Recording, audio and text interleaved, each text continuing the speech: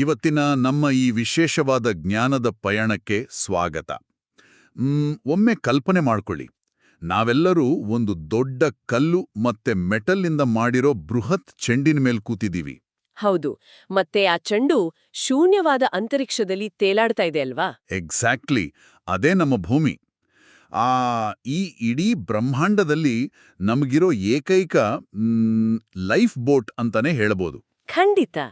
ಇದು ಕೇಳೋಕೆ ಯಾವುದೋ ಸೈನ್ಸ್ ಫಿಕ್ಷನ್ ಕಥೆ ತರ ಇದ್ರೂ, ನಾವಿರೋ ಈ ಜಾಗ ಬರೀ ಒಂದು ಗ್ರಹ ಅಲ್ಲ, ಇದೊಂದು ಅದ್ಭುತವಾದ ನೌಕೆ. ನಿಜ, ನಾವು ದೊಡ್ಡ ದೊಡ್ಡ ಬಿಲ್ಡಿಂಗ್ ಕಟ್ತೀವಿ, ಊರುಗಳನ್ನ ಮಾಡಿದ್ದೀವಿ.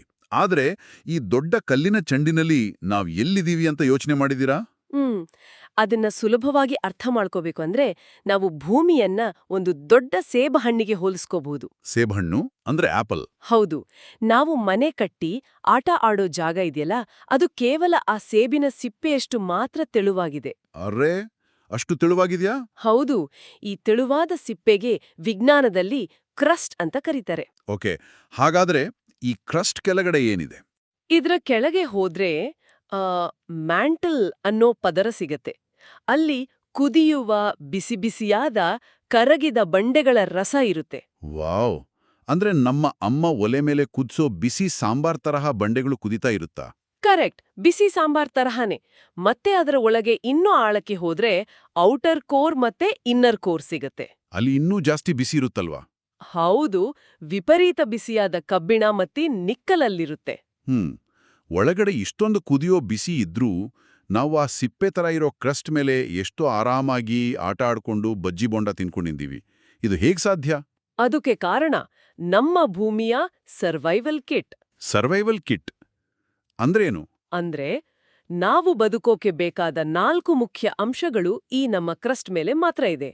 ಬೇರೆ ಗ್ರಹದಲ್ಲಿ, ಉದಾಹರಣೆಗೆ ಶುಕ್ರ ಗ್ರಹದಲ್ಲಿ ಈ ತರಹ ಇಲ್ಲ. ಓಹೋ, ಆ 4 ಅಂಶಗಳು ಯಾವುದು? ಮೊದಲನೇದು ಏರ್, ಅಂದ್ರೆ ನಾವು ಉಸಿರಾಡೋಕೆ ಆಕ್ಸಿಜನ್ ಮತ್ತೆ ಗಿಡಗಳಿಗೆ ಕಾರ್ಬನ್ ಡೈಆಕ್ಸೈಡ್. ಎರಡನೇದು ವಾಟರ್. ಮೂರನೇದು ಗಿಡಮರ ಬೆಳೆಯೋಕೆ ಬೇಕಾದ ಸಾಯಿಲ್. ಓಕೆ, ಗಾಳಿ, ನೀರು, ಮಣ್ಣು. ನಾಲ್ಕನೇದು? ಎಲ್ಲದಕ್ಕಿಂತ ಮುಖ್ಯವಾದದು ಗ್ರಾವಿಟಿ. ಗ್ರಾವಿಟಿ ಅಂದ್ರೆ ಗುರುತ್ವಾಕರ್ಷಣ ಶಕ್ತಿ ಅಲ್ವಾ?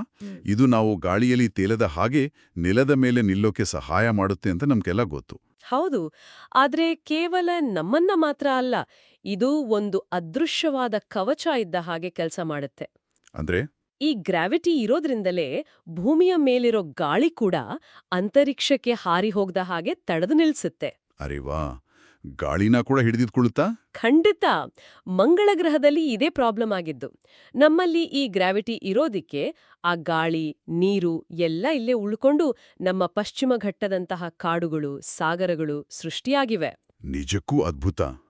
ಆದ್ರೆ ಇಷ್ಟೊಂದು ದೊಡ್ಡದಾದ ಭೂಮಿನ, ಈ ಗಾಳಿ, ಸಮುದ್ರ ಎಲ್ಲ ಸೇರಿ ಮಾಡಿರೋ ಈ ಇಡೀ ಸಿಸ್ಟಮ್ನ ನಾವು ನೋಡೋದು ಹೇಗೆ? ನಮ್ಮ ಟೆರೆಸ್ ಮೇಲೆ ನಿಂತ್ರೆ ಕಾಣಲ್ಲ ಅಲ್ವಾ? ಹೌದು, ಅದಕ್ಕಾಗಿಯೇ ವಿಜ್ಞಾನಿಗಳು ಅಂತರಿಕ್ಷದಿಂದ ಭೂಮಿಯನ್ನ ನೋಡ್ತಾರೆ. ಓಕೆ, ಅದಕ್ಕೆ ಸ್ಯಾಟಲೈಟ್ಗಳನ್ನು ಬಳಸ್ತಾರೆ, ಕರೆಕ್ಟಾ? ಎಕ್ಸಾಕ್ಟ್ಲಿ. ಈ ಸ್ಯಾಟಲೈಟ್ಗಳು ನಮ್ಗೆ ಸ್ಯಾಟಲೈಟ್ ಇಮೇಜಸ್ ಅನ್ನ ಕೊಡ್ತವೆ.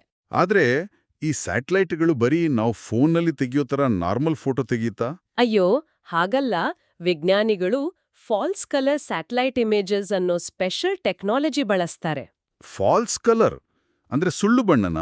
ಅಂದ್ರೆ ನಮ್ಮ ಕಣ್ಣಿಗೆ ಕಾಣದ ವಿಷಯಗಳನ್ನ ನೋಡೋಕೆ ಸ್ಯಾಟಲೈಟ್ಗಳಲ್ಲಿ ವಿಶೇಷವಾದ ಇನ್ಫ್ರಾರೆಡ್ ಕ್ಯಾಮ್ರಾಗಳಿರುತ್ತೆ. ಓಹೋ, ಇದು ಒಂಥರ ಮ್ಯಾಜಿಕ್ ಕಣ್ಣನ್ನ ಹಾಕೊಂಡ ಹಾಗೆ ಅಲ್ವಾ? ಹೌದು. ಉದಾಹರಣೆಗೆ, ದಟ್ಟವಾದ ಕಾಡುಗಳು ಎಷ್ಟು ಆರೋಗ್ಯವಾಗಿದೆ ಅಂತ ನೋಡೋಕೆ ಗಿಡಗಳು ಬಿಡೋ ಶಾಖನ ಅಳೆದು ಮರಗಳನ್ನ ಕೆಂಪು ಬಣ್ಣದಲ್ಲಿ ಕಾಣೋ ಹಾಗೆ ಮಾಡ್ತಾರೆ. ವಾವ್, ಮರಗಳು ಕೆಂಪು ಬಣ್ಣದಲ್ಲಿ. ಬೇರೆ ಏನೇನು ಮಾಡ್ಬೋದು ಇದರಿಂದ? ಈ ತಂತ್ರಜ್ಞಾನದಿಂದ ಸಮುದ್ರದ ನೀರು ಎಷ್ಟು ಬಿಸಿಯಾಗ್ತಿದೆ ಅಂತ ನೋಡೋಕೆ ಓಷನ್ ಟೆಂಪರೇಚರ್ ಮಾನಿಟರಿಂಗ್ ಮಾಡ್ತಾರೆ. ಓಕೆ. ಹಾಗೆ ಹಡಗಿನಿಂದ ಎಣ್ಣೆ ಸೋರಿದ್ರೆ ಕಂಡಿಡಿಯೋಕೆ ಆಯಿಲ್ ಸ್ಪಿಲ್ ಡಿಟೆಕ್ಷನ್ ಮಾಡ್ತಾರೆ. ಸೂಪರ್. ಅಷ್ಟೇ ಅಲ್ಲ, ಬಿರುಗಾಳಿ ಯಾವ ಕಡೆಯಿಂದ ಬರ್ತಿದೆ ಅಂತ ಮುನ್ಸೂಚನೆ ಕೊಡೋಕೆ ವಿಂಡ್ ಡೈರೆಕ್ಷನ್ ಅಬ್ಸರ್ವೇಷನ್ ಕೂಡ ಮಾಡ್ತಾರೆ. ಇದೆಲ್ಲ ನಮ್ಮ ಭೂಮಿನ ಕಾಪಾಡೋಕೆ ತುಂಬಾನೇ ಮುಖ್ಯ. ಅಬ್ಬಾ, ಕಲ್ಲು, ಮರ, ನೀರು, ಈ ಗ್ರಾವಿಟಿ, ಏರ್ ಎಲ್ಲವೂ ಸೇರಿ ಈ ಲೈಫ್ ಬೋಟ್ ಅನ್ನ ಕಾಪಾಡ್ತಾ ಇದೆ. ಈ ತೆಳುವಾದ ಸಿಪ್ಪೆಯಂತ ಭೂಮಿನ ನಾವು ತುಂಬಾ ಜೋಪಾನವಾಗಿ ನೋಡ್ಕೋಬೇಕಲ್ವಾ? ಖಂಡಿತ. ಏರ್ ಮತ್ತೆ ವಾಟರ್ ಇಲ್ಲ ಅಂದ್ರೆ ನಾವು ಯಾರೂ ಇಲ್ಲಿರ್ತಾ ಇರ್ಲಿಲ್ಲ. ನಿಜ. ಇದೆಲ್ಲ ಮಾತಾಡ್ತಾ ಇದ್ರೆ ನನಗೊಂದು ಯೋಚನೆ ಬರ್ತಿದೆ. ಏನ್ ಹೇಯಿ? ನಾವು ಈ ಸ್ಯಾಟಲೈಟ್ ಬಳಸಿ ಮೇಲಿಂದ ಭೂಮಿನ ನೋಡ್ತೀವಿ.